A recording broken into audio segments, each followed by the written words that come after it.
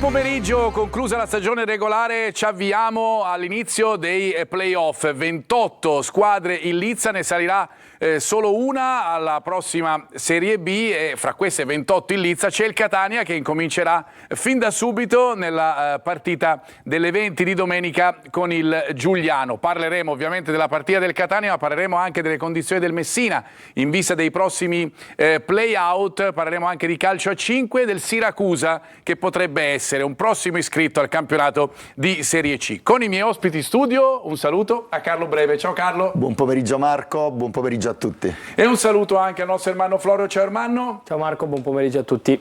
E un saluto alla nostra bellissima Anna. Ciao Anna. Ciao Marco, ben trovati in questa nuova puntata. Io vi ricordo che la linea WhatsApp è già attiva, quindi aspettiamo i vostri messaggi al 342 77 12 855.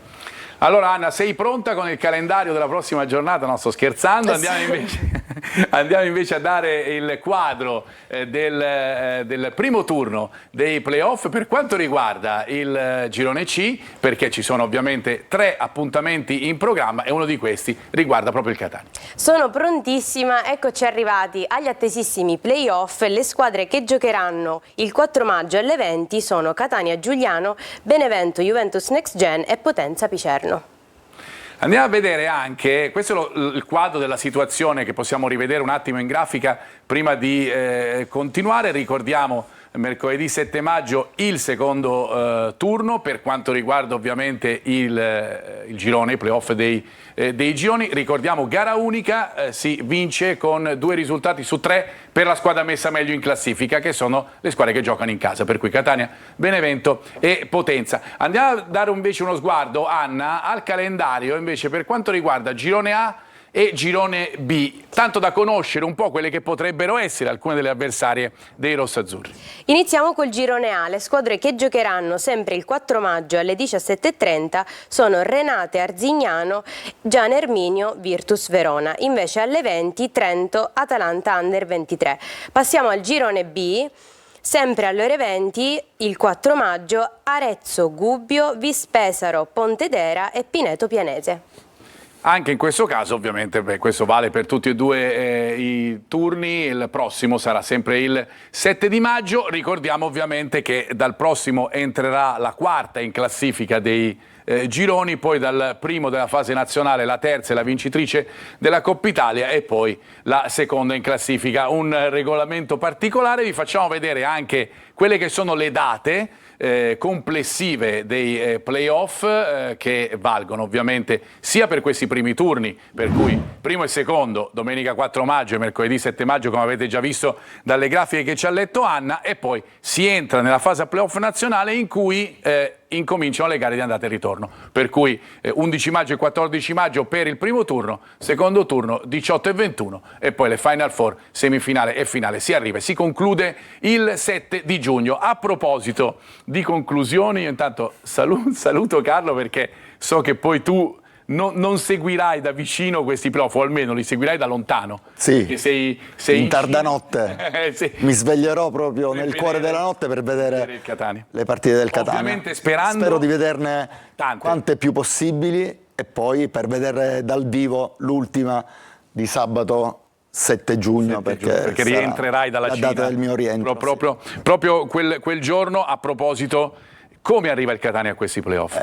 Arriva veramente bene Marco, arriva nel momento migliore della stagione, così come era partito, nella stessa condizione psicofisica, con gli stessi uomini a disposizione. Forse l'unico assente sarà Guglielmotti, che rientra da un lungo infortunio e quindi non credo sarà proprio a disposizione. È già presente, ma non credo possa dare un grandissimo contributo alla causa. Per il resto tutti presenti, tutti arruolati, tutti nelle condizioni di dare un loro contributo, e voglio rimarcare che il Catania, guardando attentamente la classifica, quando prima della gara contro il Crotone dissi che non era utopia arrivare al terzo posto, non è che mi sia sbagliato così di tanto. 4 punti dal terzo posto. Questa è la classifica che la regia ci fa prontamente vedere. Se il Catania avesse battuto il Crotone e pareggiato con l'Avellino, oggi staremmo parlando di terzo posto. Il Catania arriva benissimo a questi slot. Lo dicono anche i risultati. A questi slot di playoff. Arriva con una squadra che è convinta di potercela fare. Una squadra che ha trovato il bando della matassa a livello tattico, Ermanno. Sì, che sta cercando in qualche modo di limitare tutte quelle che potrebbero essere delle pericolosità che può incontrare nel futuro cammino. Sicuramente c'è qualcosa ancora da sistemare, perché a Potenza il Catania ha fatto una buona gara sotto tanti aspetti, però è un Catania che effettivamente ha sofferto forse un po' troppo l'attacco e la pericolosità della squadra lucana. Il Catania che però finalmente in qualche modo l'ha saputa vincere, anche in maniera sporca, anche in maniera rocambolesca. E questo forse è quello che voleva intendere prima Carlo, no? Anche quando riesce a ritrovare quella consapevolezza, quella serenità mentale, anche degli eventi possono passare da eventi normali a eventi favorevoli per vincere le gare. Vedi, secondo me la gara, oltre al grande gol di Inglese, l'ha fatta vincere anche l'ingresso di Sturaro, che è stato in quei 19 minuti, secondo me ha alzato tantissimo il livello nella mediana del Tenea, e sicuramente l'ingresso di Dal Monte, con poi quella giocata che non sembra facile da vedere, però non è facile, soprattutto per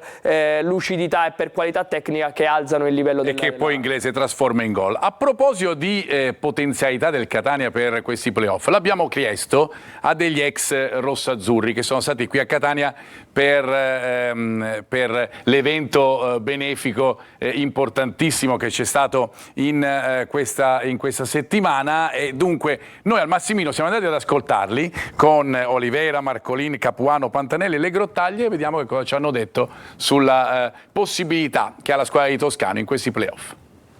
Ma credo che Catania ha fatto un benissimo campionato quest'anno e ha grandissima possibilità di prossimo anno essere in Serie B.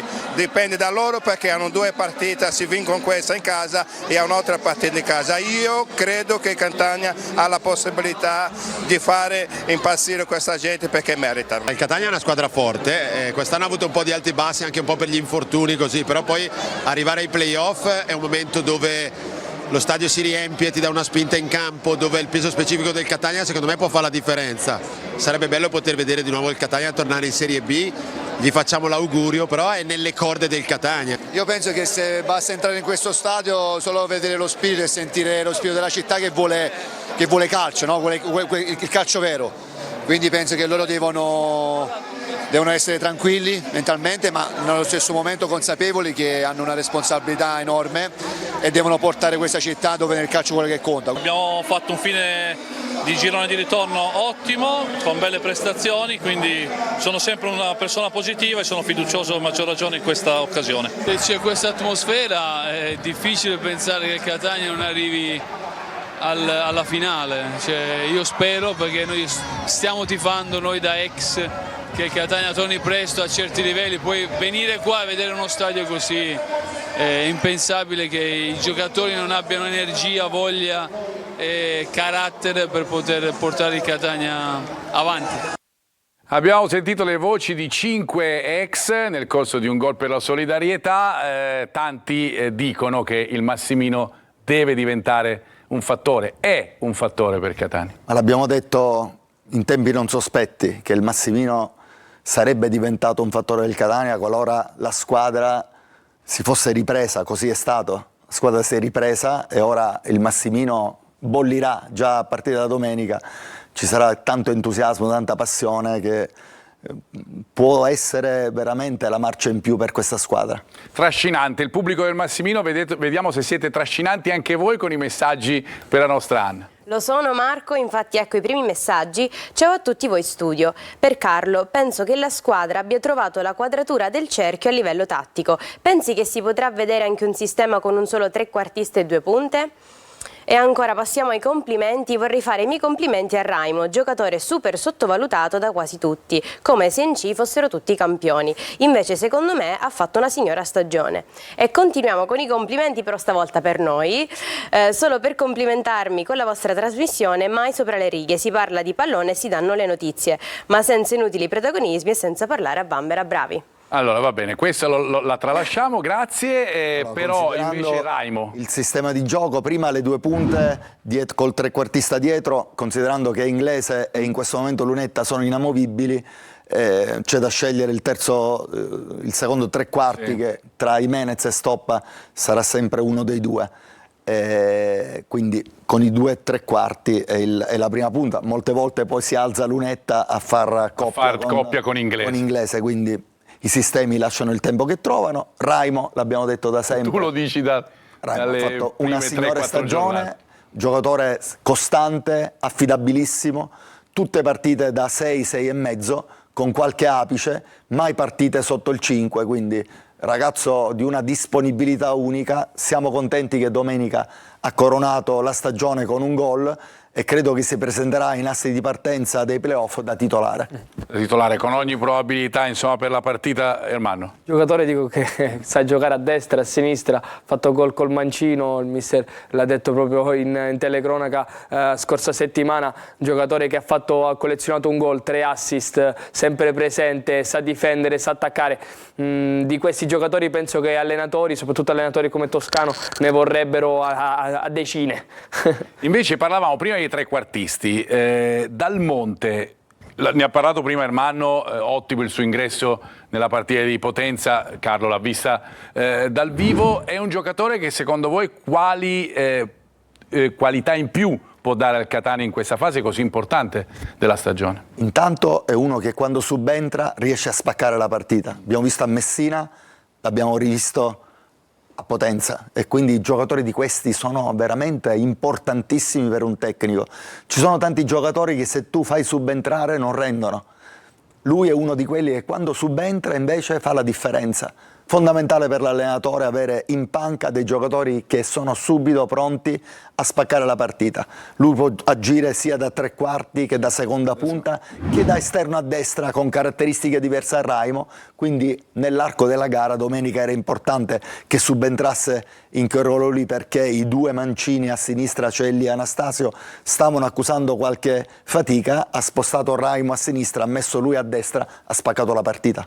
Ed è stato veramente determinante, ne abbiamo parlato anche prima con Ermanno. L'altro giocatore determinante è quello che ha segnato il gol, che poi ha consentito al Catania di essere quinto in classifica alla fine della stagione regolare, vale a dire Roberto Inglese. Noi abbiamo fatto la solita lente di ingrandimento, e allora per leggervela e interpretarla io lascio la parola alla nostra Anna. Oggi lente di ingrandimento su Inglese, il giocatore più importante per l'attacco del Catania, che ha giocato in Serie A ed è tornato ad essere decisivo dopo l'infortunio. Ricordiamo inoltre all'ultimo minuto il gol col Potenza. Lui conta 28 presenze totali, di cui 21 da titolare.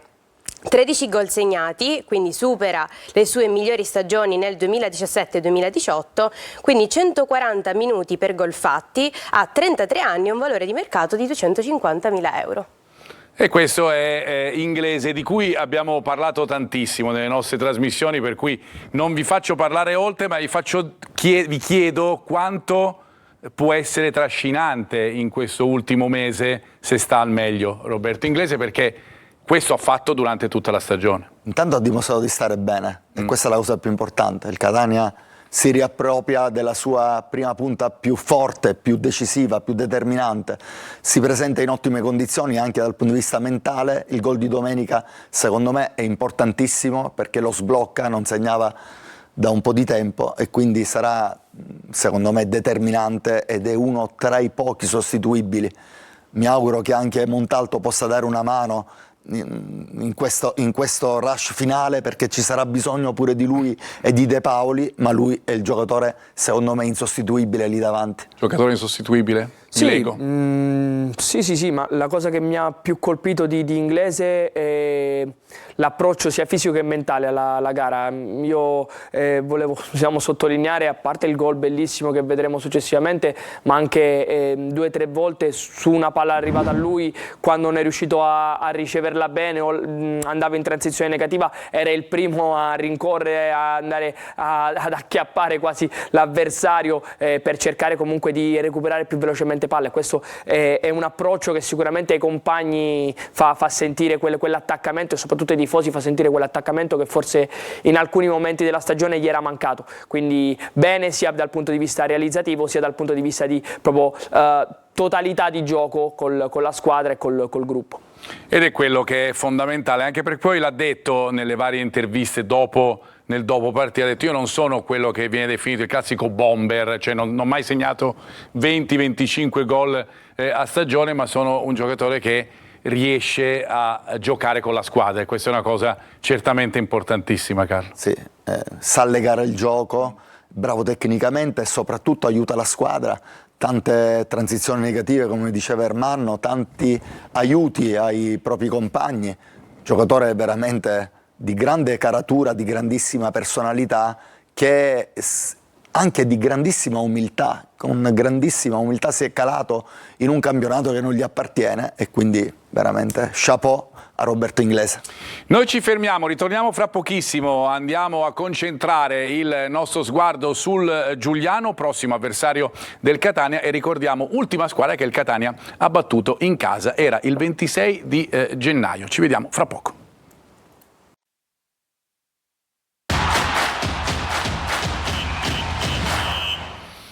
Eccoci di nuovo in studio, seconda parte della nostra trasmissione con il Giuliano, prossimo avversario del Catania, in primo piano. Allora andiamo a vedere le nostre grafiche che ci raccontano un po' quelle che sono le caratteristiche dell'allenatore del Giuliano, che ormai conosciamo molto bene perché già al secondo anno sulla panchina della squadra campana, dunque con Bertotto, che possiamo andare a vedere nella nostra grafica dall'anno scorso praticamente al Giuliano, già per 2 anni di fila ai playoff. L'anno scorso da ottavo, quest'anno da decimo, per cui è un valore. Sicuramente ricordiamo il 3-2 all'andata per la squadra di Bertotto, era l'inizio della stagione, ricorderete, settembre, poi a gennaio invece il 3-1 per il Catania con Guglielmotti straprotagonista, 2 gol nel primo quarto d'ora e poi la rete di Lunetta per il 3-1 finale, e ricordiamo che è l'ultimo successo casalingo del Catania fino ad ora, che poi ha costruito le sue fortune in quest'ultimo finale di stagione, soprattutto lontano dal Massimino. Il giocatore più rappresentativo ne abbiamo scelto uno che è Ferdinando Del Sole. Perché? Per il contributo importante che ha dato da quando è arrivato, perché è arrivato dal Pineto nel mercato di gennaio, ha fatto molto bene, ha segnato 6 gol nelle ultime 6 partite, praticamente non ha segnato solo nell'ultima con il Benevento delle ultime 6, ed ha comunque ha giocato con l'Ancona, con il Potenza, con la Juve Stabia, con il Latina, giocatore di qualità, lo vedremo anche poi nei tagli di Ermanno. E poi lo stato di forma del Giuliano, che andiamo a riassumere con le ultime 5 partite giocate dalla squadra di Bertotto, il 4-4 con il Potenza, l'1-1 con la Casertana, il 5-0 la vittoria contro il Sorrento, e le ultime 2 sconfitte con 2 squadre non da poco, perché il Giuliano ha perso con il Monopoli e con il Benevento, appunto. Fra un po' ci collegheremo con Gregorio Morrone da Giuliano, che un po' ci darà la situazione, le sensazioni in casa Giuliano prima di questa partita, ma prima voglio andare da Anna per ancora una sequenza di messaggi.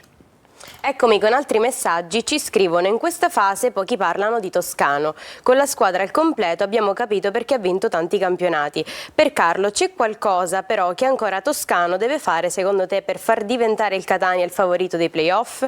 Continuiamo a parlare di Toscano e ci scrivono: egregio mister Carlo, tutte le squadre hanno da recriminare nel percorso del loro campionato. Questo Catania lo vedremo all'opera tatticamente quando giocherà le partite che dovrà vincere a tutti i costi senza il favore della posizione in classifica. Vedremo Toscano cosa si mette. Saluti, Antonio. E ancora, ciao a tutti, ho sentito il pezzo di Marco ieri al TG, da squadra in difficoltà a minaccia per tutti, 28 squadre per un posto in B. Il Catania può veramente farcela?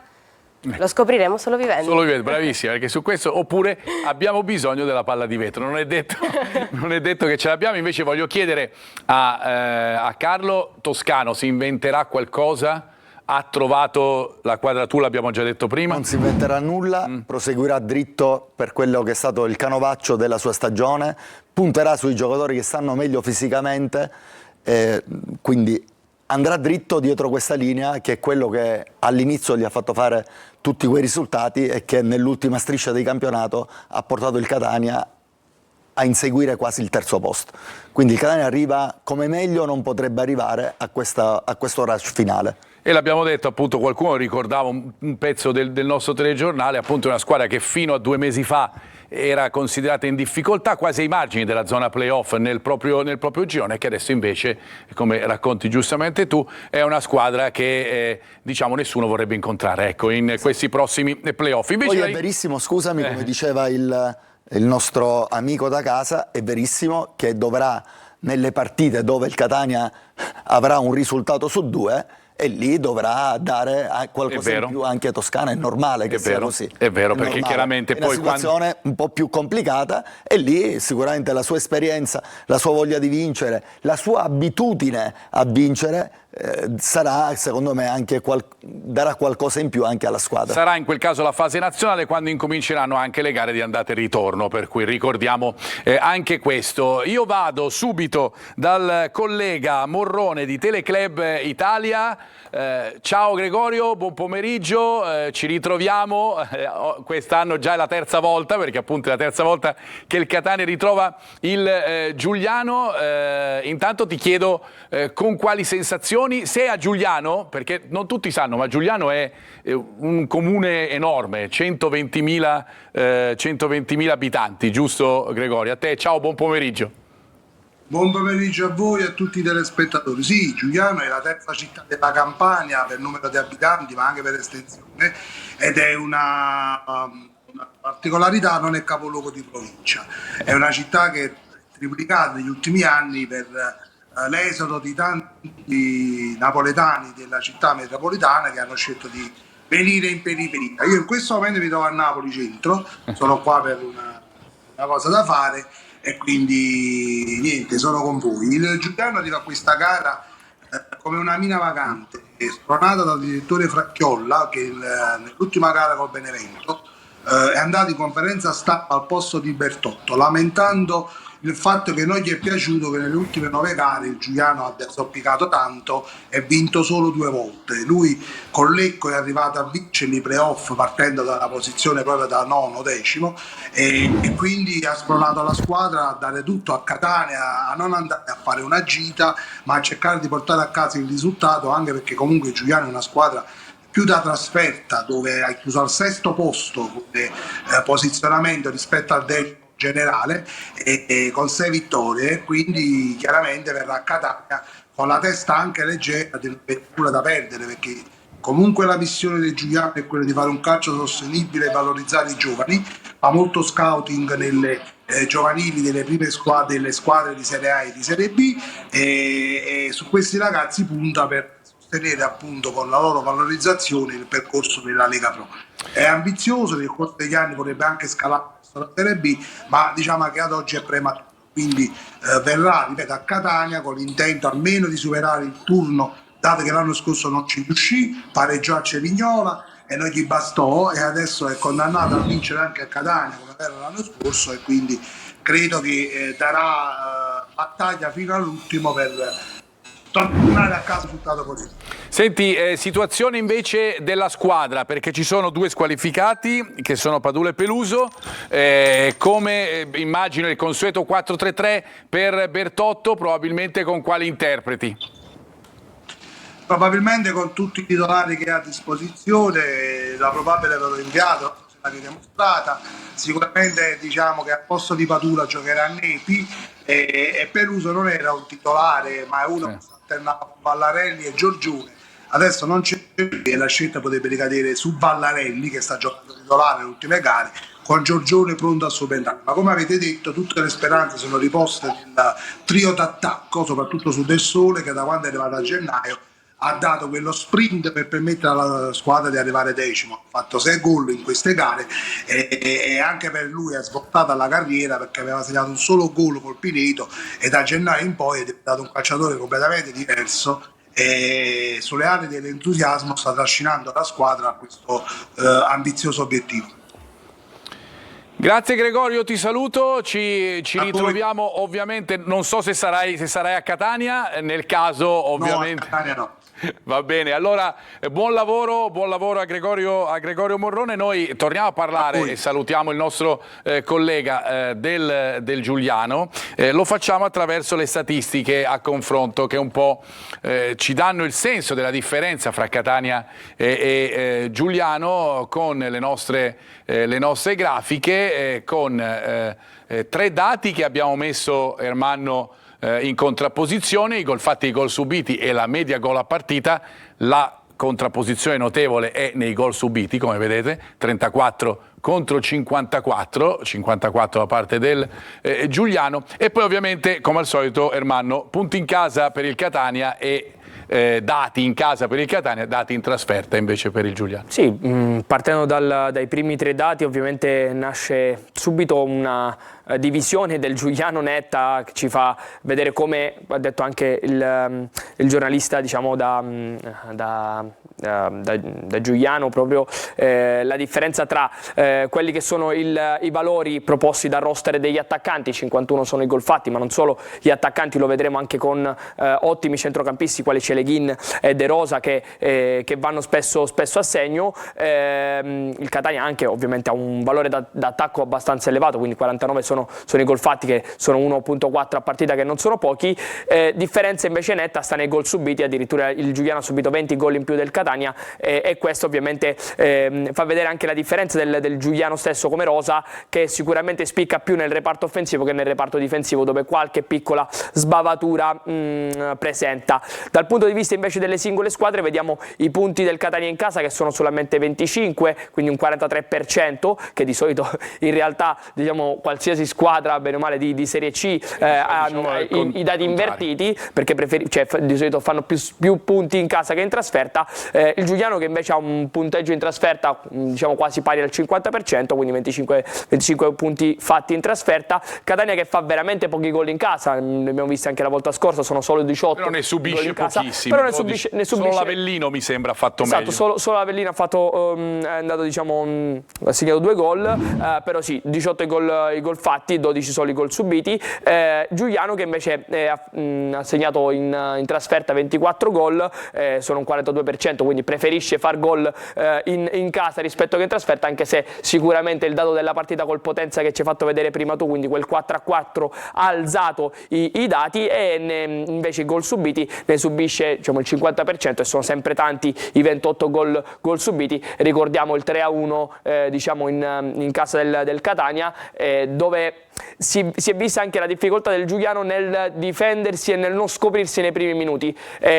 La stessa cosa è successo anche a Monopoli. Nei primi 20-25 minuti il Giuliano subisce vari gol, soprattutto in trasferta, e così è stato, diciamo, anche a Catania, dove il Guglielmotti ha trovato i 2 gol nei primi 30-35 minuti. Esattamente. Andiamo di nuovo da Anna, io ritorno da te fra poco, Ermanno, perché andremo a guardare proprio i tuoi tagli legati proprio al Giuliano. Torno da Anna per i messaggi.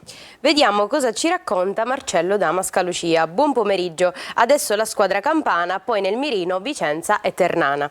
Invece Michele da Milano, buongiorno a tutti, siamo soltanto alla prima partita dei playoff e già abbiamo fatto il pienone al Cibali, meritiamo la B. Forza ragazzi, forza Catania. Passo alle domande per Ermanno.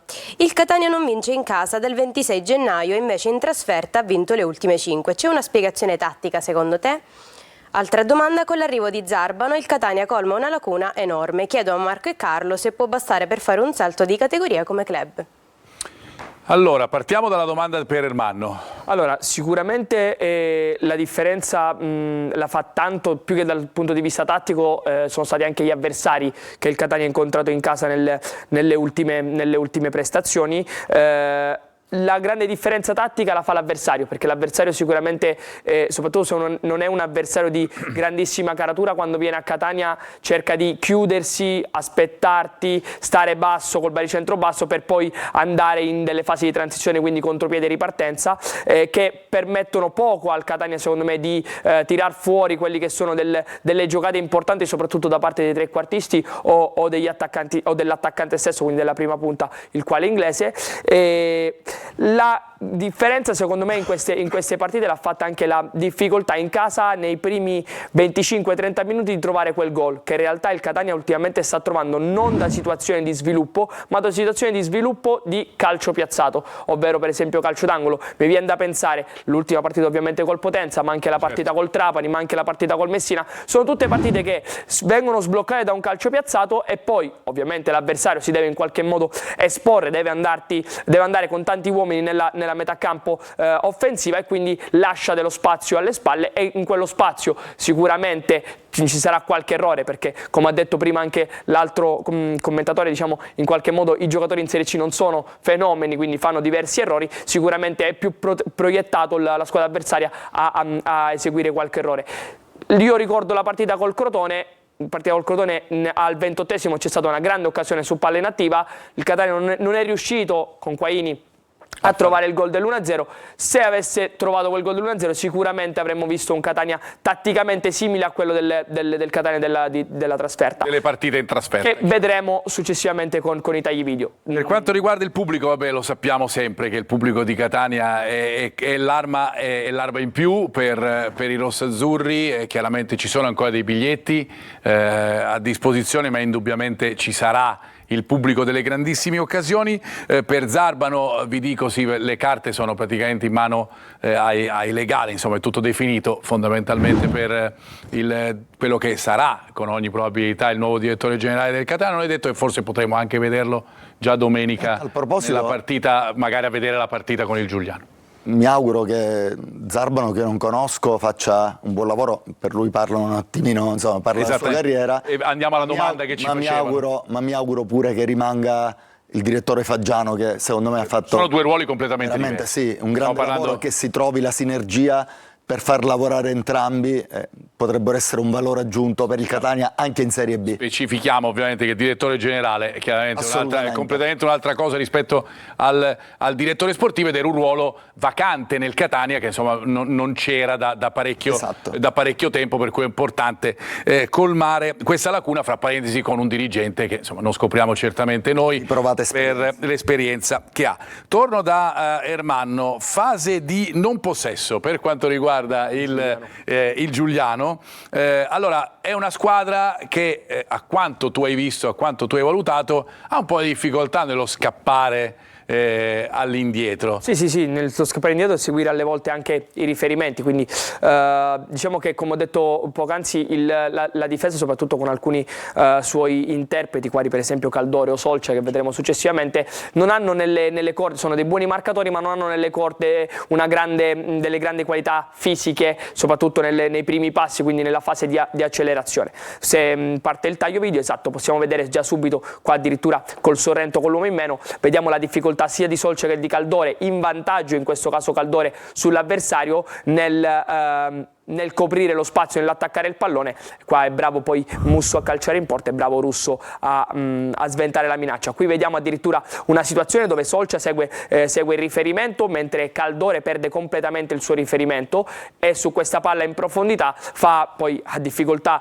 nei primi metri a recuperare quello svantaggio che si è venuto a creare, e qui nasce, se non sbaglio, il secondo gol del Benevento in casa del Giuliano.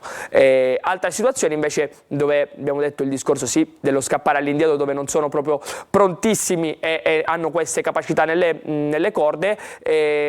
Qui vediamo invece un'altra difficoltà, che è quella di seguire il riferimento. Qua vediamo una superiorità netta di maglie bianche, che sono il Giuliano, un solo giocatore in maglia verde dentro area, che è proprio Cevà, che solo e segna il gol, che riesce a segnare facilmente. Qui questa è una situazione che ho visto proprio ieri. Bravo Erman. Qui e poi nell'ultimo spezzone c'era un 3 contro 3, sì. Esatto, dove c'è Solcia che addirittura qua il mister penso l'avrebbe strigliato e fatto uscire, dove guarda solo il pallone e non guarda il suo riferimento, e poi su questo palla ovviamente vediamo i primi passi poi fanno la differenza nel calcio, c'è difficoltà. Perché lì proprio è una situazione tipica di una difesa contro una superiorità numerica, no? Dove invece di andare a stringere devi un attimino allargarti per avere una copertura maggiore, invece sbaglia clamorosamente stringendo e dà l'opportunità all'esterno del Benevento di andare a calciare in porta. Sì, questo sicuramente come contrapposizione immagino anche Dal Monte, ma Stoppa o Lunetta o Jimenez ce l'hanno nelle corde questi passaggi in verticale per la qualità di Inglese o degli altri tre quarti. A proposito, un'altra situazione tattica che un po' subiscono è quella del taglio alle spalle, no? Prima hai fatto vedere i giocatori che arrivano al rimorchio, che spesso magari sono da soli ma riescono lo stesso ad avere spazio, in questo caso invece notiamo proprio il taglio alle spalle. Sì, diciamo che è un sequel quasi del primo episodio. Esatto. In questo secondo taglio vediamo proprio una difficoltà a seguire quelli che sono i passaggi filtranti, quindi alle spalle della linea. Qui vediamo la linea che non è posizionata proprio benissimo. Su questa palla aperta e questo passaggio filtrante Caldore fa un po' di difficoltà a seguire l'avversario, poi recupera bene e diciamo in qualche modo sventa la pericolosità dell'attaccante del Benevento, però c'ha diciamo difficoltà in questo caso di lettura di questa palla. Qui vediamo invece su una seconda palla, anche qui la linea non è stretta ma non è posizionata benissimo, e vediamo proprio la difficoltà. Qua è bravo Bruschi, il giocatore del Monopoli, a mettere questa palla dentro con Caldore ancora in difficoltà nel seguire questo taglio e nel coprire lo spazio. Qui l'avevamo già vista la scorsa settimana, però in versione differente, in versione potenza, questo taglio alle spalle del difensore, in questo caso centrale, che però ovviamente non è un difensore centrale perché è il numero 32 De Baldé, sì. Quindi sicuramente in una fase di transizione in una situazione di difficoltà in cui doveva assolvere un ruolo non suo, è andato a commettere fallo da rigore. Palle inattive. Sulle palle inattive, ovviamente stiamo parlando degli avversari, calciate dagli avversari, tendono a difendere a uomo. Sì, difendono a uomo, sì. La cosa su cui mi sono voluto precisare, che ho voluto inserire il fatto proprio stesso che ho detto prima, no? Il Catania ultimamente sta sbloccando molte gare con i calci piazzati, quindi certo. Capire come l'avversario si pone sul calcio piazzato per capire anche come il Catania potrebbe fare male. Vediamo che marcano a uomo e mettono un solo giocatore tra il palo e il vertice, ovviamente del primo palo parliamo, su questi angoli fanno un po' fatica, come vediamo in questa situazione su una seconda palla, perché seguono diciamo i marcatori seguono troppo con la visuale il pallone e perdono completamente di riferimento i propri avversari diretti, e in queste situazioni qui dove si crea qualche piccolo blocco dentro area e si crea spazio sia sul secondo palo che sul primo palo. Qui c'è il gol del Monopoli, dove è bravo il difensore del Monopoli a attaccare bene questo spazio creato da un piccolo blocco. Qui è il 4-4 del Potenza al 97esimo, anche il portiere lì in mezzo. Qui ovviamente è una situazione un pochettino limite, però mi rifaccio al primo piccolo episodio che vi ho fatto vedere, vediamo su una seconda palla l'assenza completa di marcatura sui giocatori, e potrebbe essere qualcosa che si può stimolare attraverso, per esempio, mi viene da pensare il gol che ha fatto il Catania col Potenza su quel diciamo taglio sul primo palo, spizzata e ricerca di una torre, di una seconda giocata. 54 gol non si prendono se non si fanno un po' di errori, un po' di errori lì di dietro. Invece voglio un sunto, diciamo un cameo del nostro Carlo Breve dell'esperienza del torneo delle regioni. Ne abbiamo parlato tanto a inizio aprile, quando è venuto qui anche il presidente Morgana. Che cosa è stato, che esperienza è stata sotto l'aspetto emozionale, ma che cosa ha portato anche di risultati per il calcio giovanile siciliano? Intanto facciamo i complimenti all'Under 19 del calcio a 5 che si sono laureati campioni d'Italia al torneo delle regioni, che si è svolto proprio ieri la finale, quindi riportano un titolo in federazione in Sicilia dopo tanti anni, quindi complimenti ai ragazzi del calcio a 5, molto importante. La nostra esperienza, un lavoro durato 6 mesi che ha portato innanzitutto i complimenti da parte di tutti, e tanti ragazzi oggi approderanno nel professionismo e 4 ragazzi dell'Under 19 convocati in rappresentativa nazionale dilettanti, 4 su 20, è veramente tanta roba. 3 ragazzi dell'Under 15 convocati nella nazionale Under 15, quindi 7 ragazzi dei nostri convocati al torneo delle regioni arrivano in una programmazione di 6 mesi alla massima espressione del calcio nazionale. Il risultato sportivo in un torneo di 7 giorni, mi viene da ridere a pensare solo al risultato sportivo. Esatto. Sbagli 10 minuti, sei fuori. Anche perché quelli che abbiamo... le qualificate erano veramente poche poi per i quarti di finale, bastava la differenza reti. Ecco, l'Under 17 che era la squadra più forte per differenza reti da prima nel proprio girone è stata eliminata. L'Under 19 ha passato il primo turno alla grande con grandissime realtà come la Lombardia, quarti di finale contro il Piemonte, sbagliamo 10 minuti iniziali, era lì con noi il nostro buon Ermanno, 2-0, riprendiamo la partita in piedi, 2-1, sfioriamo 3-4 volte il 2 pari con i complimenti di tutti gli addetti ai lavori. L'Under 19 ha espresso il miglior calcio di tutta Italia. L'Under 15 parte da 0 e arriva all'ultima partita da prima in classifica perdendo 1-0 negli ultimi 10 minuti, quindi risultato sportivo in un torneo di 7 giorni secondo me lascia il tempo che trova. La cosa più importante, il futuro dei ragazzi è molto più importante. Ragazzi che arrivano e approderanno tanti nei professionisti e oggi si vanno a giocare allo chance in nazionale. Questo è il nostro orgoglio. E questo è giusto che sia l'orgoglio, soprattutto perché lo sappiamo che insomma, nella nostra terra è molto più complicato riuscire a trovare spazio, e questo è veramente un grandissimo risultato. Complimenti a te Carlo, complimenti a voi, ma io voglio tornare invece a quello che è il futuro del Catania, cioè il futuro il Giuliano. Abbiamo studiato con Ermanno la fase di non possesso, andiamo alla fase di possesso dei giallo-blu, soprattutto l'attacco alla profondità. Sì, partirei da lì. Diciamo quasi in contrapposizione con la difesa, l'attacco, il roster degli attaccanti, che sono quelli che hanno fatto i 51 gol, diciamo che hanno ottime capacità di attaccare lo spazio, attaccare la profondità sia in maniera diretta sia quindi con palle aeree, sia in maniera un pochettino più sviluppata su dei filtranti. Qui vediamo Solci a non rischiare nulla e mettere questa palla sopra su un Padula che non sarà presente per squalifica domenica, che però sa attaccare benissimo la profondità, e qui guadagna un calcio di rigore importante per il Giuliano. Qui Oyewale, che non abbiamo visto al ritorno, mette questa palla in profondità per uno dei 3 attaccanti che vedremo quasi sicuramente domenica, che è Baldé, che ha grandissime capacità fisico-atletiche, soprattutto nei primi metri, è devastante, diciamo difficile da prendere. Qui sa giocare anche molto bene col pallone, vedi qui risolve una situazione di 3 contro 1, poi è un po' fortunato Nepi per il tapin, e qua vediamo sempre Giambè che è il ballottaggio con Baldé che mette questa palla bellissima per Padula, e poi altro calcio di rigore. Non si segnano 51 gol per caso, cioè se non siete, dicevamo dei 54 subiti. Padula è un'assenza pesante. Sì. È un'assenza pesante perché è un giocatore che anche se sa questo attaccare... Nepi sta facendo benino, hanno caratteristiche totalmente diverse. Credo sia più marcabile dalla tipologia dei difensori del Catania, mentre Padula è un giocatore giovane, rampante, forte, veloce, attacca bene la profondità, poteva creare qualche grattacapo in più.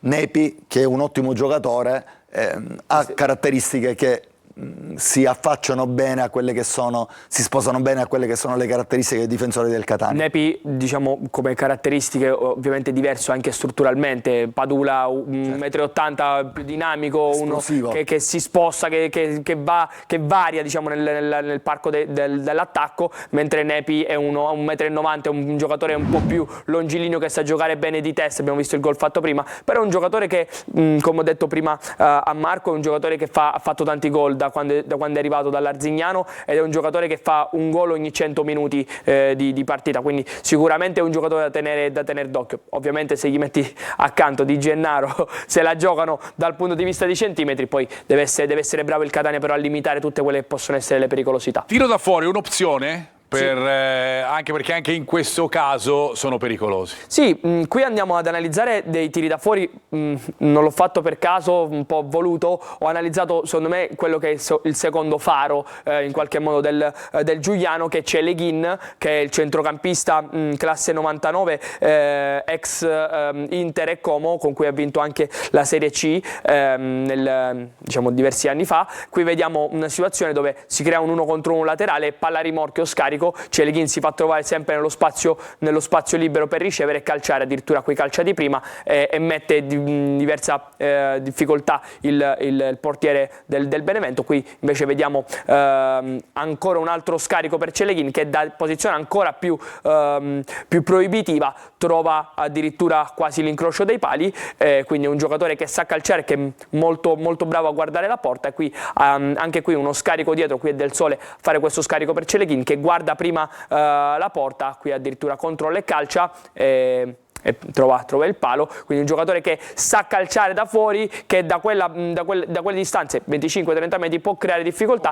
Non è l'unico, qualità importanti. Ho messo lui come, diciamo, come focus, perché trovato, cioè, diciamo, nelle ultime 5 è stato quello più pericoloso, ma anche De Rosa, che non abbiamo visto al ritorno a Catania, però è uno che anche era squalificato quella partita. Sì, era squalificato e sa calciare bene. Anche De Rosa ha fatto addirittura 4 gol e 3 assist, c'è Leghin solo un gol e un assist. Qualcosa che si contrappone, diciamo, ai centrocampisti del Catania, De Rose e Di Tacchio, così come Sturaro, che hanno trovato attenzione alle differenze di nome. Ti faccio prendere fiato, sì. Un minuto, perché vado da Anna per i messaggi, poi torniamo da te per l'ultimo taglio sul Giuliano. Tornano i messaggi di sprono per la squadra. Con la squadra al completo credo che avremo buone probabilità di vincere i playoff. Forza Catania. Da Ignazio Strano, buon pomeriggio a voi dello studio, sono sicuro che andremo fino alla partita finale. Complimenti al Catania per l'ottimo girone di ritorno. La squadra ha mostrato carattere, solidità e una forte identità. Un plauso speciale va a Roberto Inglese, che con esperienza e qualità ha dato peso all'attacco, e a Stefano Sturaro, autentico leader in mezzo al campo, 2 innesti fondamentali per la rinascita rossazzurra. E ancora forza grande Catania. Domenica ci siamo in 20.000 tifosi, un piccolo assaggio per la Serie B. Buongiorno, in vista di un mini torneo così importante spero che si pensi ai rigoristi, potrebbero essere decisivi. Forza Catania, Marcello 60. Importante tutte queste caratteristiche che hanno detto questi tifosi, ma soprattutto l'entusiasmo che si ritorna a respirare a Catania, al di là dei numeri che poi saranno al massimino, ma l'entusiasmo della voglia della gente di vedere un Catania protagonista. C'è un giocatore, ce l'ha detto anche Morrone, protagonista nel Giuliano, si chiama Del Sole, è un giocatore che soprattutto nell'ultimo periodo ha fatto vedere cose molto positive. Marco Del Sole, che è arrivato a gennaio dal Pineto, con cui aveva disputato 8 gare e un solo gol, diciamo è stato il sostituto di Ciuferri, il sostituto naturale di Ciuferri, è un 98, quindi a differenza di Ciuferri non è proprio giovanissimo, però è un giocatore che in 14 partite ha collezionato 8 gol e 3 assist, 6 nelle ultime 6. Qua vediamo dei piccoli sprazzi, no, di giocata, come prevede la giocata del compagno, si stacca benissimo in smarcatura rispetto al suo diretto avversario. Qui con un controllo orientato con l'esterno taglia fuori completamente il giocatore avversario ed è bravissimo a piazzarla sull'angolo lontano con l'interno. Qui vediamo un'altra situazione, qui un altro scarico a rimorchio, su questo diciamo, passaggio appoggiato è bravo a controllare, guardare la porta, analizzare e poi ricercare il tiro in porta. Non trova la rete per poco, la troverà poi successivamente, il taglio ve lo farò vedere. E qui vediamo invece un'altra situazione dove riceve largo, che questa è una sua caratteristica, riceve largo a destra per poi entrare dentro il campo, saltare un paio di giocatori e calciare in porta. Piede invertito, ovviamente. Sì, sempre piede invertito perché è un mancino che gioca a destra. Qui vediamo un'altra situazione dove mette palla a terra su un controllo orientato anche qui non facilissimo, salta bene l'avversario e punta, anche qui vedi, punta in 1 contro 1 per entrare dentro. Questa è una caratteristica che devono analizzare bene gli esterni che lo andranno a prendere. Dal tiro in porta trova il gol.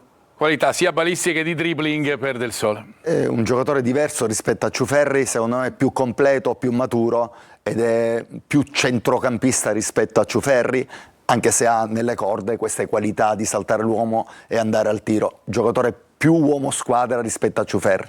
Sì. Noi ci fermiamo, ritorniamo fra pochissimo perché abbiamo ancora tantissimo di cui parlare. Faremo una parentesi sul Messina per quanto riguarda i play-out, parleremo di calcio a 5, torneremo a parlare del Catania con l'analisi tattica di Ermanno e poi andremo a parlare anche del Siracusa che si gioca la possibilità di venire nel campionato di Serie C. A fra poco.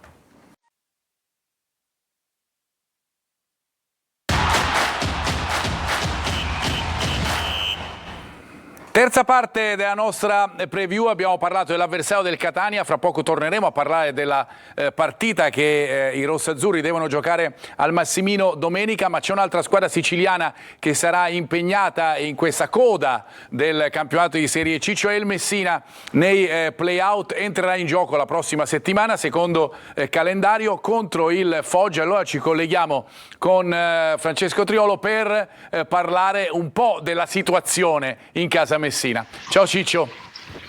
Sì, buon pomeriggio Marco, buon pomeriggio da Messina, dove come hai detto tu c'è molta attesa per quello che è il play-out salvezza agganciato dai giallorossi proprio nelle ultime giornate. È stata fondamentale, guardando i risultati delle ultime settimane, è proprio la vittoria contro il Foggia che sarà avversario dei giallorossi in questo doppio confronto. È una partita alla quale il Messina ci arriva a pieno di incognite dal punto di vista societario, ma con tante certezze dal punto di vista tecnico, perché il Messina che si è visto nell'ultimo periodo è un Messina che può giocarsi la salvezza contro chiunque, lo ha dimostrato al Foggia, lo ha dimostrato anche contro la Juventus Next Gen, che c'ha gamba la squadra giallorossa. E quindi bisogna capire come arriverà però alla partita di sabato. Molti giocatori avrebbero preferito entrare subito in gioco, giocarsela. Ricordiamo che il Messina ha a disposizione solamente un risultato, deve vincere almeno una partita e pareggiare un'altra, perché a parità di punteggio si salva il Foggia in virtù della classifica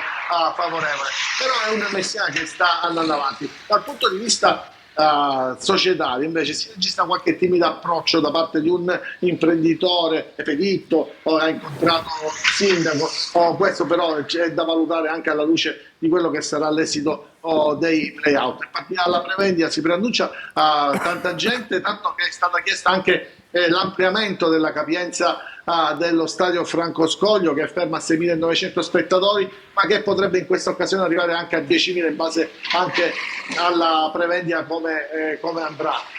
In questo momento c'è molta attesa, ma anche grande fiducia. Ti ripeto Marco, vedremo quello che sarà nei prossimi giorni, perché ormai c'è conto alla rovescia.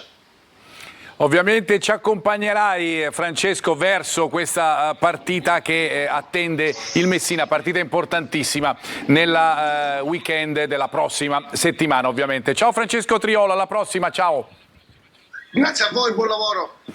Allora, io volevo fare una pausa con il calcio e andare a parlare di calcio a 5, perché oggi alle 7:30 al Palacatania c'è una partita molto importante fra la Meta Catania e Roma. È una sfida di alta classifica per quanto riguarda il calcio a 5, con i rossazzurri che sono in testa alla graduatoria e che arrivano da una serie utile di vittorie consecutive molto lunga. Ha anticipato i temi del match Carmelo Musumeci, lo andiamo a sentire. Incontriamo una squadra molto forte, molto esperiente, quindi dovremo stare molto attenti. La stiamo preparando nel migliore dei modi, come sempre, lavorando sui dettagli e ci dobbiamo fare trovare a tutti i costi, ci dobbiamo far trovare pronti per la partita di venerdì. Ma è importante però fino a un certo punto, perché sappiamo come è andata l'anno scorso, siamo arrivati quarti, poi i playoff è una storia a parte, però è chiaro che arrivare primi è importante per vari fattori, oltre al fatto che comunque è anche bello perché vuol dire che hai lavorato bene durante la stagione, la squadra comunque ha avuto un ruolino di match importante, quindi questo gratifica. Allora, vi ricordo che fra poco fra qualche minuto, avremo anche il presidente del Siracusa collegato con noi per parlare dell'importante match che attende domenica gli aretusei. Intanto volevo completare con Ermanno per poi fare la pausa e dedicarci compiutamente al Siracusa la parte dedicata al Catania, partendo come al solito dalla situazione di non possesso, per cui questo modulo del Catania, questo sistema di gioco che poi si trasforma in un 5-4-1 in alcune fasi della partita, soprattutto come quando a Potenza la squadra è stata un po' schiacciata nella sua metà campo. Forse un po' troppo, ha detto anche mister in telecronaca, dal 15° il Catania ha abbassato troppo il baricentro, ovviamente così facendo con una squadra dalle qualità quale il Potenza, soprattutto qualità offensive quale il Potenza, rischi qualcosina in più. Vediamo proprio dal taglio un esempio pratico dove vediamo proprio Celli in realtà è Anastasio, non Celli, abbassarsi sulla linea da quarta, abbassarsi sulla linea dei quinti, e poi vediamo Lunetta così come Jimenez stare molto bassi in mediana e quindi creare quel vero e proprio assetto da 5-4-1 con quasi addirittura tutti gli uomini dietro la linea della palla schiacciati negli ultimi 25-30 metri a difesa della porta, quindi questo poi può generare qualche piccola difficoltà. E questo è quello che abbiamo notato appunto in alcune fasi della partita con il Potenza, Carlo, una squadra che ha dato campo alla squadra lucana. Bene, i primi 20 minuti molto bene, con personalità, con voglia di andare a fare la partita. Poi oltre al fatto di abbassarsi ci sono stati degli errori tecnici, dal punto di vista tecnico, tanti errori su delle uscite che favorivano sempre la ripresa del gioco da parte del Potenza, che è una squadra che palleggia molto bene, che imbuca molto bene. Il Catania è stato bravo a reggere, a tenere fino al gol del pareggio, che è arrivato un po' casualmente perché il cross poteva essere addomesticato in maniera diversa, invece sta spizzata di De Rose ha messo fuori causa un po' tutta la linea difensiva. Bravo poi Toscano con i cambi, a ridare energia e a cambiare la partita. A modificare la partita. Troppo schiacciati si diceva? Perché hai interrotto proprio il precedente taglio con questa forse sì, esatto, un po' troppo schiacciati e soprattutto diciamo come vedremo nei prossimi due tagli, nella parte diciamo di non possesso, vediamo. Ecco, guarda qui, a parte il 5-4-1 che abbiamo visto prima, che si ripropone anche in questa situazione, però vediamo come in zona palla comunque il Catania copra bene gli spazi, e nello spazio dove c'è la palla il Catania addirittura è in superiorità. La cosa che mi viene diciamo da pensare è la poca aggressione sul portatore della palla, che ovviamente favorisce quello che è il tempo di scelta e di giocata dell'avversario, che ovviamente avendo più tempo e spazio diciamo per pensare riesce a eseguire in questo caso un cross o un gesto tecnico che potrebbe essere un tiro in porta di miglior fattura. Questo è poco ma sicuro. Qui vediamo da questa situazione poi si viene a creare una palla gol simile a quella che è la palla gol che poi si tramuterà in gol con l'1-1. Andiamo a vederlo proprio questo gol dell'1-1, il prossimo taglio che ci fai vedere è quello di cui ci parlava prima Carlo. Sì, qui vediamo proprio Frisen da trequartista abbassarsi, essere forse anche più basso del mediano, in questo caso di Tacchio, andare in pressione, però vedi Marco, cioè il Catania è addirittura in superiorità in zona palla, ma nessuno esce sul portatore della palla. Questo permette in questo caso a Petrungaro di guardare l'aria e soprattutto ai giocatori diciamo lontani dalla palla di inserirsi con più tempo e libertà dentro area e di mettere un cross di qualità. Qui la qualità forse non era altissima, è stato De Rose ad aumentarla, però vedi il discorso che vorrei... Troppo tempo concesso per prendere la scelta giusta al giocatore. Anche perché in zona palla, come vedi, c'è superiorità di maglia bianche che di maglie rosse, quindi in quel caso secondo me il Catania dovrebbe sfruttare quella superiorità per andare forte in pressione, perché ci sta a abbassare il baricentro, però è giusto andare forte in pressione, soprattutto se si è in superiorità, perché c'è maggiore possibilità di riconquista palla e poi di transizione. Sì. Sbaglia lì Raimo un attimino a scappare dietro, non c'è proprio motivo di scappare, non c'era nessuno, doveva andare a aggredire forte invece Petrungaro per evitare magari di farlo crossare in maniera così pericolosa. E poi la torre non voluta di De Rose, ne abbiamo già parlato. Analisi del primo gol invece del Catania, questo spazio costruito per Raimo. Sì, non so se qualcuno vedrà delle analogie, diciamo, secondo me anche un po' simili a quelle che sono delle marcature col potenza. Vedi, loro mettono un giocatore sul palo e vertice del primo palo, ovviamente qua la marcatura è a zona, non è a uomo, non è completamente diversa, però loro su queste palle sul primo, davanti il primo palo, usciranno quasi sicuramente con questo vertice. Questa palla spizzata, ovviamente soprattutto se c'è una marcatura a uomo, potrebbe creare con determinati blocchi degli spazi sul secondo palo, e potrebbe essere un'idea, anche sicuramente non riproporle in questo modo, però potrebbe essere un'idea per dare un po' di grattacapi alla difesa diciamo campana. Questo è un esempio, l'abbiamo vista simile in qualche modo anche a Monopoli sul gol di Gherardi.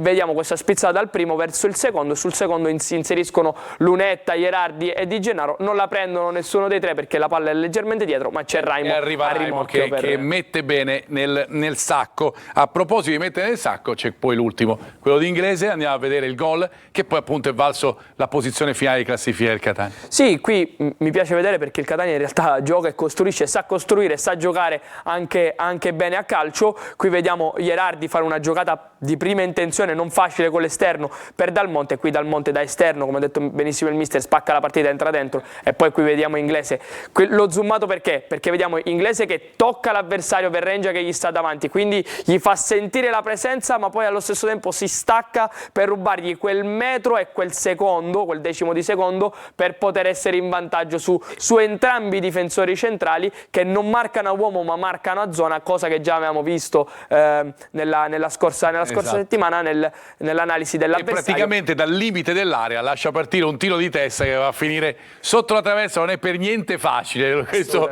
Chi gioca a calcio e chi ha giocato a calcio lo sa. E poi mi è piaciuto molto quel passaggio di Gherardi che poi ha dato il là all'azione, un giocatore che è molto cresciuto, così come cresce l'entusiasmo in casa nella città di Siracusa. Noi ci andremo fra pochissimo, piccola ultima pausa per noi, e poi siamo collegati con il presidente del Siracusa per parlare dell'ultima giornata di campionato della Serie D. A fra poco.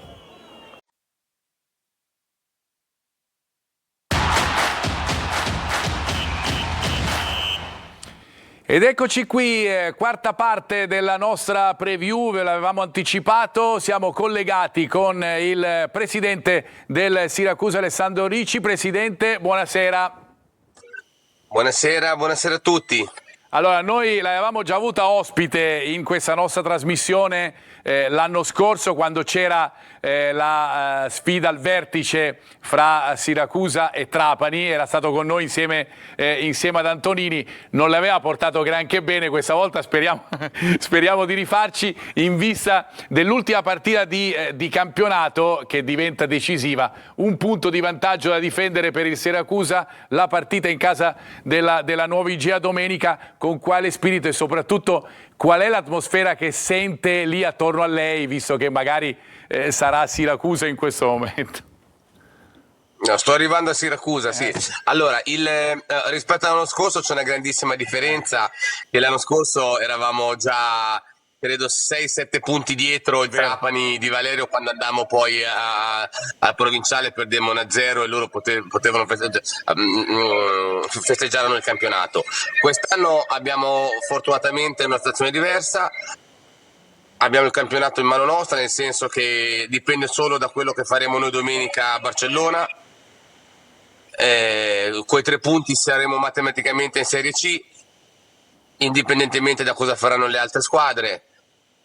E quindi abbiamo oggi una grande consapevolezza di un percorso fatto da luglio fino ad oggi dal mister Turati, dalla squadra. In città c'è un grandissimo entusiasmo, è innegabile, perché è un risultato atteso da tanti anni, e parlerei di un legame ritrovato con la città che non si vedeva dai tempi probabilmente della promozione, della vittoria di Andrea Sottilli in Serie B, quando poi per questioni amministrative venne penalizzato e quindi Siracusa non poté salire nella serie cadetta. Intanto io volevo partire da quello che è successo alla fine della stagione scorsa. Intanto ringrazio Massimo Leotto, ufficio stampa del Siracusa, per averci reso possibile questo collegamento, perché il Siracusa aveva fatto bene nei playoff, aveva vinto, poteva avere anche quel ripescaggio che non è arrivato, ed è stata una delle volte in cui non è arrivato il ripescaggio negli ultimi 15, 16, 17 anni. Insomma, era una situazione particolare, no? per il Siracusa. Da lì si è voluto costruire ancora di più per riuscire ad arrivare al risultato che potrebbe essere centrato domenica. Io credo che il vulnus che si è creato l'anno scorso, non solo in principal modo al Siracusa Calcio, ma tutto il sistema calcistico dilettantistico, col mancato ripescaggio di una squadra che è stata prima dalla terza quarta giornata nella classifica dei ripescaggi fino poi, insomma, alla vittoria dei playoff con la Regina. E come ha detto bene lei, era il primo anno dopo 17 anni che nessuna squadra della Serie D venisse ripescata in Serie C. Quando poi si è lasciato spazio a squadre come il Milan Under 23 che ha preso il posto dell'Ancona, quando poi si sono trovate situazioni al limite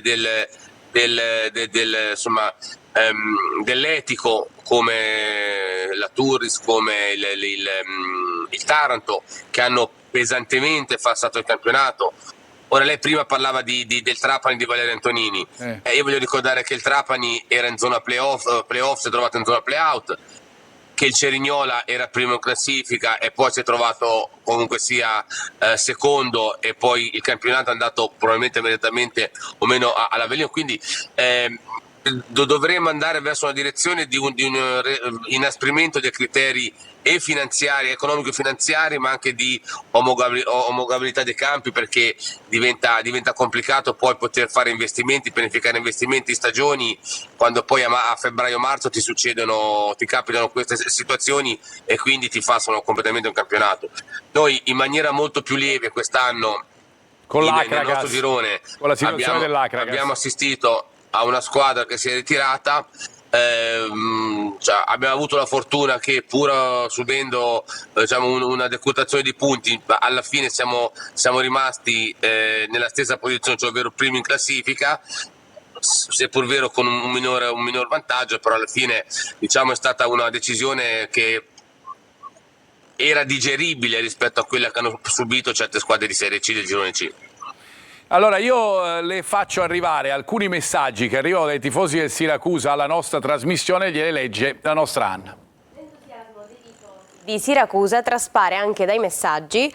Ci scrivono: domenica prossima sarà una giornata memorabile per Siracusa, perché è la festa di Santa Lucia e perché il mio Siracusa giocherà l'ultima partita di campionato contro l'Igea, dove si deciderà la sorte del campionato. 2 eventi, il primo di grande sacralità e il secondo di grande importanza per la tifoseria azzurra. E ancora altro messaggio: il Siracusa deve tornare in Serie C, merita la vittoria, già la scorsa stagione aveva vinto i playoff ma poi non è stato ripescato. Grazie al nostro presidente che sta portando allo stadio anche la provincia, e complimenti per la trasmissione, vi seguo sempre da Nino, ovviamente da Siracusa. Presidente, la sensazione anche attraverso i messaggi. Sull'ultima questione, il Siracusa deve tornare in Serie C. Il Siracusa tornerà in Serie C Siracusa se saremo capaci di fare una gara tosta, cinica, di massima concentrazione domenica, perché non vorrei che si pensasse che fossimo già saliti, che fosse già una partita vinta, anzi sarà una partita durissima. In quel campo il Siracusa nelle ultime 2 stagioni ha perso 2 campionati, perché l'anno dell'eccellenza noi recuperammo gli 11 punti Legia Virtus e poi perdemmo in casa loro, e quindi poi fummo costretti a passare dalla porta del servizio dei playoff per salire in Serie D. L'anno scorso fu la prima sconfitta il 23 gennaio, sempre per 2-1 a Barcellona, che ci diede poi quel distacco dal Trapani che divenne poi incolmabile. Quindi per noi è un campo sostanzialmente molto complicato, che fino ad oggi non ci ha portato fortuna. Per questo noi stiamo vivendo questa settimana con un'estrema concentrazione, anche con la consapevolezza del percorso fatto, e mi lasci dire con il sorriso, perché avere l'onere, ma io ti parlo di onore, di vivere una settimana come questa in una città splendida come Siracusa, con un entusiasmo ritrovato e un legame ritrovato tra la società, tra la squadra e la città, è un privilegio che probabilmente pochi presidenti possono avere il piacere di passare. Quindi ripeto, grandissima concentrazione, e domenica ci aspetta una grandissima battaglia, e ovviamente noi speriamo che possa essere il Siracusa a prevalere. Così facendo potremo laurearci campioni e andare in Serie C l'anno prossimo. Presidente, non ci saranno i tifosi del Siracusa nella partita allo stadio, però ce ne saranno tantissimi anche davanti al maxi schermo che avete previsto allo stadio di Simone per la partita con l'Igea. Sì, questa credo che sia la 12ª trasferta su 15 vietate quest'anno, quindi un qualcosa di veramente difficile da poter accettare. Però ovviamente è una decisione delle autorità di pubblica sicurezza, quindi che rispettiamo. Però voglio ricordare che non avere tifosi a seguito in una partita così delicata come quella dell'ultima partita come quella di Barcellona, dove nell'ultima partita di campionato ci andiamo a giocare la possibile promozione, è un qualcosa che ci lascia l'amaro in bocca. Ma per continuare in questo momento di grandissima unione, di grandissimo supporto della squadra verso la città, abbiamo deciso insieme ad alcuni imprenditori, vista che ringrazio, di allestire un maxi schermo all'interno del De Simone. Apriremo la tribuna centrale, la laterale e la curva Anna, affinché possano circa 3.000 persone a Friuli del Simone potersi godere questa ultima partita tutti insieme, magari gioiendo e festeggiando tutti insieme, se dovesse essere il risultato quello sperato. Volevo anche ricordare che appunto il Siracusa è in testa al campionato, Carlo, dal mese di ottobre praticamente, anche con un margine molto più ampio. Poi il Presidente raccontava la situazione legata all'Acragas che ha accorciato questa differenza rispetto alla Regina. Che cosa sogna? Mi permetta, Scusi, mi permetta, noi non stiamo recriminando oppure dicendo scuse, è un fatto l'ho che detto è io, Presidente. Presidente. Lo abbiamo accettato. L'ho detto io. Lo abbiamo accettato, quindi diciamo sono cose che ne capitano soprattutto nel calcio dilettantistico, capitano, quindi dobbiamo essere pronti anche ad accettarle e a superarla velocemente. Presidente, si faceva semplicemente cronaca, ho detto io, ho raccontato io come è andato il campionato fino ad ora. La lascio con l'ultima domanda. Che cosa sogna per domenica, ovviamente, e poi che cosa sogna invece per il futuro del calcio a Siracusa? Domenica è il sogno unico. Io più di sogno parlerei di un obiettivo, perché l'abbiamo costruito domenica dopo domenica, settimana dopo settimana, allenamento dopo allenamento, dopo le vittorie, dopo le sconfitte, dopo i pareggi. Quindi è stata veramente una crescita sia personale di ognuno di noi come dirigenti sportivi, come staff tecnico, amministrativo, come giocatori, ma soprattutto una crescita collettiva come Siracusa Calcio, perché 2 anni fa noi eravamo in eccellenza, abbiamo fatto l'anno scorso un campionato strepitoso, quest'anno ancora migliore, quindi il nostro obiettivo è unico, quello di poter tornare a giocare tra i professionisti. Il futuro è una domanda, diciamo, ad oggi non ancora, diciamo, la cui risposta non è ancora sicura, perché ci sono 90 minuti da giocare. Quindi questi 90 minuti daranno la cifra di quello che avremo fatto e di dove potremo andare, da dove ripartiremo. Perché ovviamente se saremo in Serie D sarà una riflessione da fare su dove abbiamo sbagliato quest'anno e per ripartire ancora più forti, e se dovesse essere... Problemi con il collegamento con il Presidente del Siracusa, eccolo. Vediamo se riusciamo. Scusate, è arrivata la chiamata, scusate. E allora, e qui se dovesse invece poi essere vittoria e quindi Serie C, allora poi ci siederemo la settimana prossima e pianificheremo. Ricordo che comunque in un caso o nell'altro ci sarà ancora un proseguo di stagione, perché se dovessimo domenica passare a Barcellona ci sarà la post scudetto, se se non dovessimo passare a Barcellona ci sono i playoff, quindi insomma ci sono ancora 2 o 3 appuntamenti in casa prima della fine della stagione. Però ripeto, il programma e l'obiettivo della prossima stagione passa dai risultati di domenica.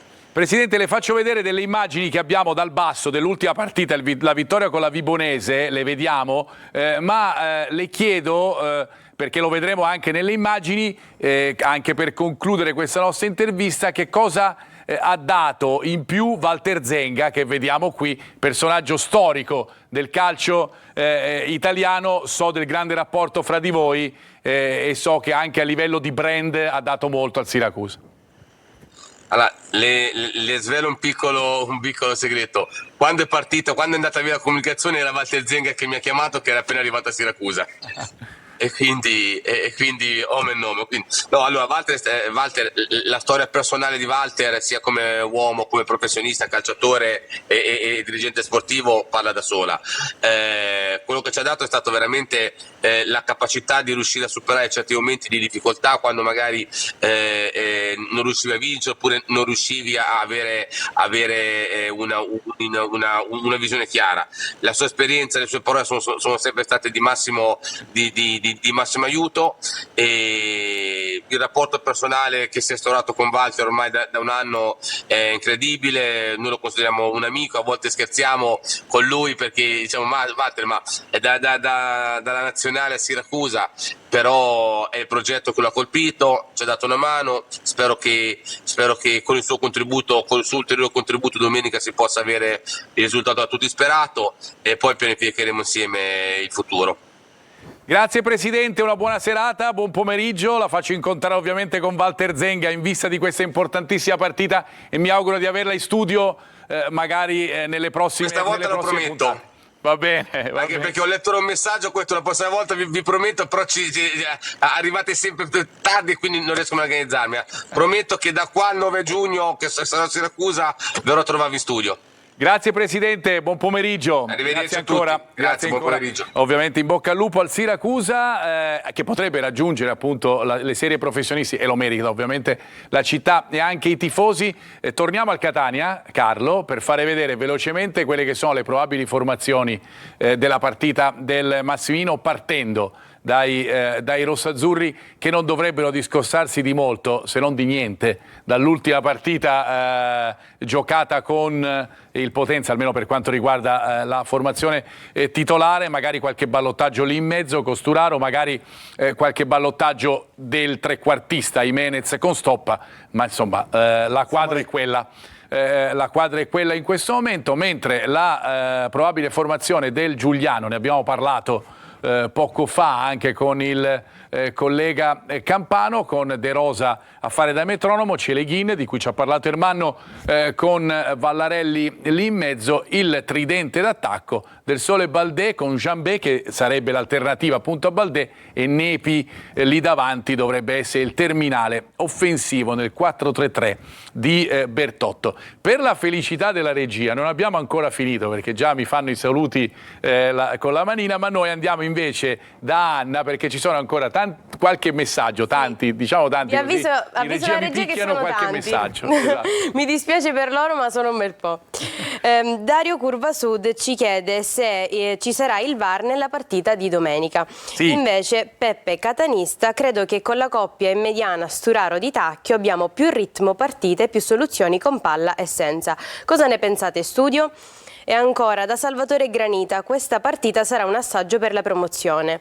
Buongiorno, ritengo che superate le 2 partite il Catania può puntare alla finale. È importante la tenuta, oltre quella fisica, soprattutto quella mentale. Da Gius: abbiamo tutte le potenzialità per vincere i playoff, è un'occasione unica per andare in B, ci dobbiamo credere tutti.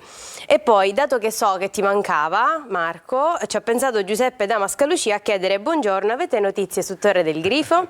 E chiudo con l'oracolo, perché Antonino 64 64 ha predetto l'oracolo. Buon pomeriggio, tranquilli che andrà bene, sottolineando la B, e Montalto farà il gol decisivo, quindi noi ci segniamo la profezia. Ci segniamo la profezia, intanto ribadiamo ancora che ci fa piacere sentire, leggere dell'entusiasmo dei tifosi del Catania. Mi è piaciuto soprattutto l'assaggio di quello che si chiama granita, insomma è un bel gioco di parole. Su Torre del Grifo ribadiamo quello che abbiamo detto la settimana scorsa, il Catania farà l'offerta per riuscire a prendere Torre del Grifo. Chiaramente è ovvio, ci sono dei tempi e bisogna attendere che questa offerta venga formulata. Sturaro, ci sarà un ballottaggio. Sì.